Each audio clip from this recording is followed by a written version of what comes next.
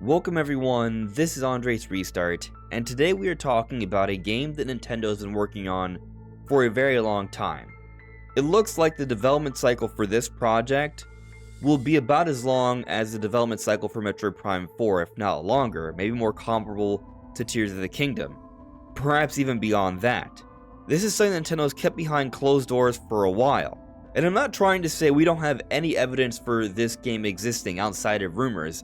No, actually, we're not talking about any rumors today.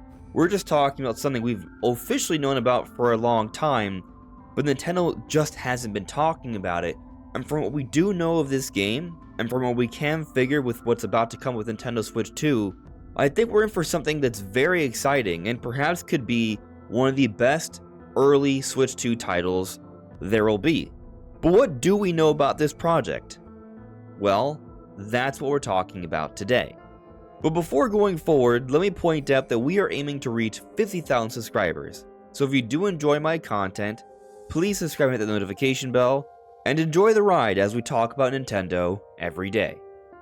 So before talking about what we know about this project, let me just point out that yes, I do believe it's a Switch 2 title.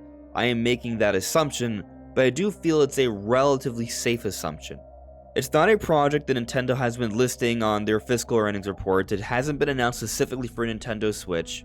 There are many signs pointing towards Switch 2 coming out next year, with Nintendo already clearly starting to transition over their development efforts. That's why we're seeing more and more Nintendo remakes and remasters as opposed to brand new titles, because their core teams are currently developing new titles for the first few years of Nintendo Switch 2. Look back to the beginning of 2017. We saw the release of a lot of huge games that came out within those first couple years. And the way things are lining up, it's looking like Nintendo's preparing for the first couple years of Switch 2 to have a strong lineup of games coming from some of their big studios. And one of those big studios is Monolithsoft. Now, some of you may not be familiar with Monolithsoft. Monolithsoft is currently a wholly owned Nintendo studio. They make internal Nintendo projects. They are a Nintendo team. Now, I'm clarifying on this because once upon a time, they were not, but they have been throughout the Switch generation. And they've become a key piece to the overall development structure for some of the hugest Nintendo games. They're not just responsible for the Xenoblade series, which in my opinion is the best RPG series on Nintendo, but they've also had a hand in Tears of the Kingdom, Splatoon 3, Animal Crossing New Horizons, some of the biggest games on the platform. Monolithsoft is a big deal studio, and they make high quality stuff.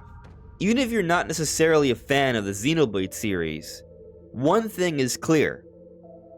Everything this studio has their hand in is high quality and is always a highly reviewed, beloved title. And this secret Nintendo title that we're talking about has been developed by Monolithsoft since the beginning of the Switch era. Now, some may be arguing that we haven't heard about this project since 2017, so it's likely no longer in development. But if you take a look at Monolithsoft Studio, they are still advertising this project. They are still looking to hire for this project. Now, I want to clarify that just because they're still hiring doesn't mean the game is extremely far off, because hiring happens at all points in development.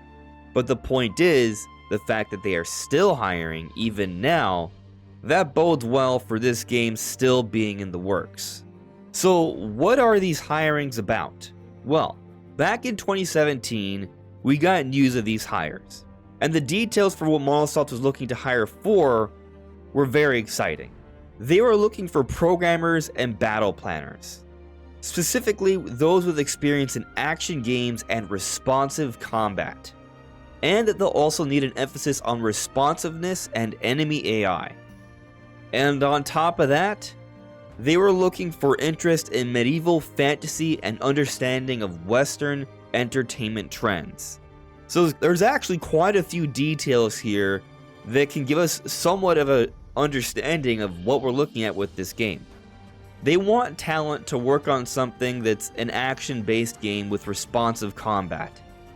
as well as a focus on enemy AI. What this sounds like to me is that they're working on a game that's going to have combat that's going to have real-time combat. Perhaps more so than what we've seen with the Xenoblade series, where it is in real time, but there is an auto attack while you go around selecting your different arts. This may be something that may play more like a Legend of Zelda game or a Dark Souls-like game. And I bring those up because they also talk about medieval fantasy.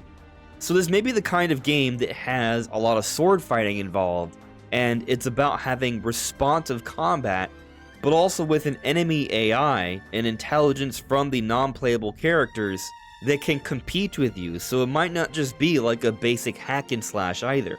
Now, considering Monolithsoft's history of making RPGs, I'm still sort of expecting this game to be an RPG. But there are games that have real-time combat that involve the setting of medieval fantasy that still have a lot of RPG elements. Dark Souls, I still have in mind. And when we look at some of the concept art for this game, it fits that description, a medieval fantasy with sword fighting that might almost look like a grittier looking version of The Legend of Zelda, or perhaps a more Nintendo-esque version of Dark Souls. And I will point out that with this one particular image here, it actually has Zelda symbolism. And I'm not talking about the giant angel statue that looks kind of like the goddess statue, but actually when you zoom in closely, you will see this Hylian crest. And what's interesting about this is that Monolithsoft has been hiring for a Zelda project as well. Now we know Monolithsoft was working on Tears of the Kingdom throughout this time, and there's just some ideas being crossed over, but one isn't necessarily the other. But another detail from the hiring we heard about with Monolithsoft back in 2017 is that they were looking to hire talent that has a knowledge of online games, and still also having to do with fantasy elements. So it may be the case that this is all part of the same project. Now what's interesting here is that I'm looking back on this obviously years into the future, and I'm trying to find out where some of these sources are for, and I was reading this article from Nintendo Wire, and when I checked the source, this listing isn't there anymore. Now does this mean that this element of the game is no longer to be the case? No, it may just be that they're no longer hiring for that particular position, and that may be it. Or also it's just been so many years that things changed around on the website. Regardless though, this project, based off Monolithsoft's website, is still in the works. And it may have online elements, and fantasy medieval elements, with responsive combat, and a focus on enemy AI, and an appeal to Western audiences. But what's even more interesting about this is when you think about what Monolithsoft has done before. Yes, they've done the Xenoblade games, but one Xenoblade game in particular that I have in mind here is Xenoblade Chronicles X. Xenoblade Chronicles X had a number of online multiplayer options. You could form factions and accomplish tasks with a large group of people while you were exploring the game. It was just you yourself exploring the game, but it would be a collective effort of gathering items for particular tasks that you would accomplish as a team. So there was some of these passive online elements in the game for the main campaign, but there was still an online multiplayer element as well. You could jump into arenas with a team of people to fight certain boss monsters. So what I'm getting at here is that Xenoblade X had some very light MMO-like qualities. Very, very light. This game came out in 2015, and the information we got from these hirings is from 2017. And what I'm getting at here is that back then there was this thought process that perhaps Monolithsoft could be working on a project that has MMO-like qualities, something that will be building off of Xenoblade Chronicles X. And since then, the Xenoblade series has grown, and a lot of fans have been clamoring for an enhanced port of Xenoblade Chronicles X from the Wii U on Switch, and it has yet to come. This is 2023, towards the end of 2023. It's been more than 6 years since we've learned of these hirings, and 8 years since the release for Xenoblade Chronicles X, but this project has still been in the works. I think it's a major project. Similar to how Metroid Prime 4 and Tears of the Kingdom have taken over half a decade to be completed, I think something similar is being done here with this game. I think it is a major project from Monolithsoft, whose track history shows that they are fully capable of making a massive game like this. I'm not saying it's going to be a giant MMO, We don't know what it is, but it may have online elements. It may have a more open, responsive combat system set in a medieval fantasy world that might be in some way, shape, or form related to Zelda based off this piece of concept art, or not. But the main point is that these are possibilities, and this game has been developed for a long time, and if it is to have some of these elements we're talking about, like MMO-like elements, perhaps Monolithsoft and Nintendo would need this project to be made for a more powerful system that's capable of a lot more. We haven't gotten a single trailer for this project yet, but Switch 2 is around the corner. I think this is a big game that they are gearing up for release on this new platform. And I wouldn't be surprised if Xenoblade X pops up in the not so distant future with some enhancements to perhaps stir up some excitement for an RPG from Nintendo that has some online elements. And maybe that can build up some momentum for this big project we're talking about here. I think this is one of those games that will be announced early on into Switch 2, if not the moment it's unveiled. And it's not just Mario and Metroid that have me filled with anticipation for what's to come in the not so distant future. But what do you make of this project? Let me know in the comments below.